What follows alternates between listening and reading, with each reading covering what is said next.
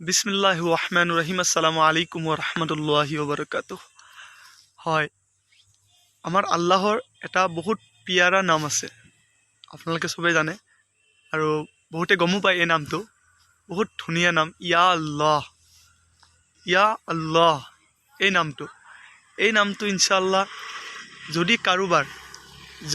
কাৰোবাৰ দোকানত যাত্ৰা হোৱা নাই বা দোকানত বহনি হোৱা নাই বা নিজৰ ঘৰত বহুত মুস্কিল হৈ আছে, বহুত পৰিচানিত আছে আপুনি, আপুনি আপোনাৰ ঘৰত বহুত ধৰণৰ বালা মুচিবত আহি আছে, আপুনি বা আপোনালোকে ইয়া আল্লাহ এই নামটো আপোনালোকে ঘৰৰ ভিতৰত যেতিয়া যাব, আপোনালোকে যেতিয়া দোকান খুলিব বা দোকানত বহিব বা আপোনালোকে ঘৰৰ পৰা যেতিয়া আপোনালোকে ওলাব, সেইখিনি সময়ত আপোনালোকে 49 বাৰ আপোনালোকে ইয়া আল্লাহ বুলি 49 বাৰ আপোনালোকে ইনশাআল্লাহ আপোনালোকে মাতি নিজৰ দেহাত হওক বা নিজৰ ঘৰৰ 4টা কোণাত হওক বা দোকানৰ 4টা কোণাত হওক আপোনালোকে দম কৰি দিব, আপোনালোকে ফুকাই দিব ইনশাআল্লাহ। যদি আল্লাহ খুশি হয় ইনশাআল্লাহ বা আল্লাহ ৰাজি হয় ইনশাআল্লাহ,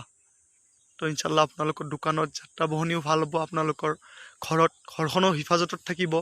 আৰু আপুনি যদি ক'ৰবাত বাহিৰত ওলাই গৈছে, আপোনালোকে ক'ৰবাত বাহিৰত যাব কিবা সফৰত যাব ওলাইছে, সেইখিনি সময়ত ইনশাআল্লাহ আপোনালোকৰ বালা মুচিবতৰ আপুনি দূৰত থাকিব, বালা মুচিবতৰ পৰা আপোনালোকে দূৰত থাকিব।